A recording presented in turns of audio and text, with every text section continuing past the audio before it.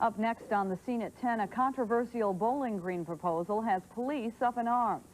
Tennessee State University will keep its president for 2 more years. We'll look at some surprising statistics involving college rapes as we continue our series Sex on Campus. And we'll look at one of the more unusual attempts to get into the Guinness Book of World Records.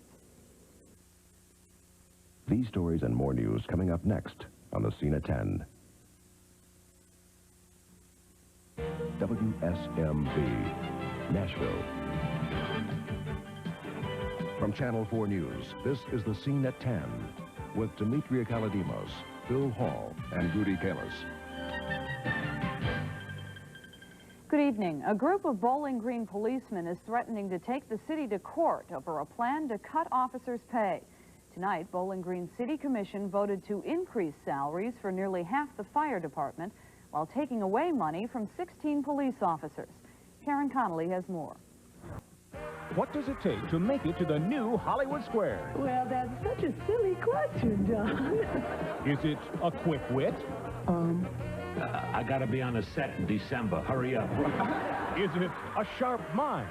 Thank you, little Richard. You just got it. Or is it a great body? What is hippophobia? See what it takes to bring in big laughs on the new Hollywood Square. Wednesday at 4:30.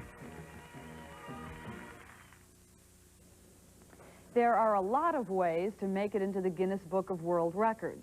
Some of the feats you must perform are pretty amazing, but some are just plain bizarre. Take, for example, a British man who today set a record for staying in a tub of baked beans the longest. 31-year-old Barry Kirk managed to stay in the tub for 100 hours. The previous record was only 72 hours. After it ended, Kirk called the dubious endurance record horrible and slimy and said he never wants to see a baked bean again, which is understandable. Ooh, what possesses someone? Well, excitement. Nothing like a little Van Camps under the arms. Come on. That's and terrible. The old record was 72 hours. There are 2 of these people. They're out there running loose. Oh, that's terrible. At least they're overseas. You must get an unusual kind of gas doing that, don't you? Have you ever had the desire to set any sort of record? Well, I'm going to wait till the laughing dies down there. What? Dan. Well, but that's what a lot of people are at home thinking. What did you say? Forget it. You topped that. Okay.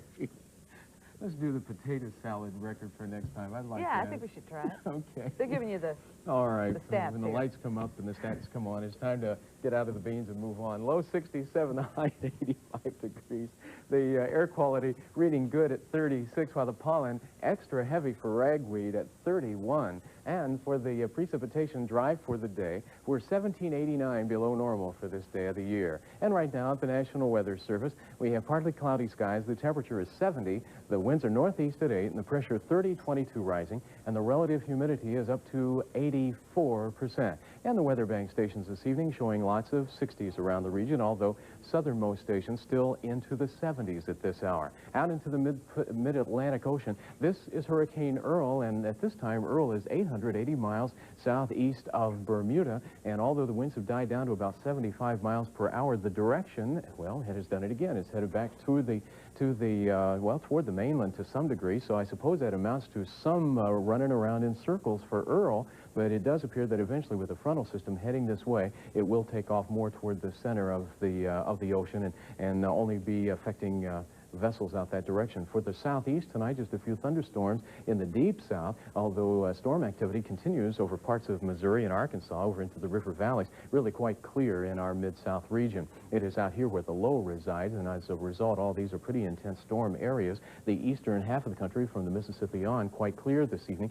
and then from the mountains on to the west, things are fairly clear with the exception of the northwest, where there are a few showers along the coast. You can tell the red and the blue for the heaviest storms through here, and although things are dry on up into the northeast. The temperature is still holding up into the 70s and 60s for the northern two-thirds of the country, but down to 48 already in Detroit, 44 in Buffalo, and into the 50s. All this area over here is being affected by the high-pressure system down out of Canada, and what that means is the possibility of frost down into New York tonight. Frost and freeze warnings in effect already. This frontal system is the one helping with the storms down here and out this direction. This is a severe thunderstorm watch in effect for another hour hour or so. Flash flood warnings for parts of Oklahoma and Kansas this evening. The range went from 25 to 102 from Truckee to Laredo today. For tomorrow, tomorrow morning, we'll look for the temps to run 60s in the Mid-South. And as this system may very well go warm, it'll help with more storms through the central part of the U.S., while the temperatures will be in the 80s. Channel 4 color radar scan for right now.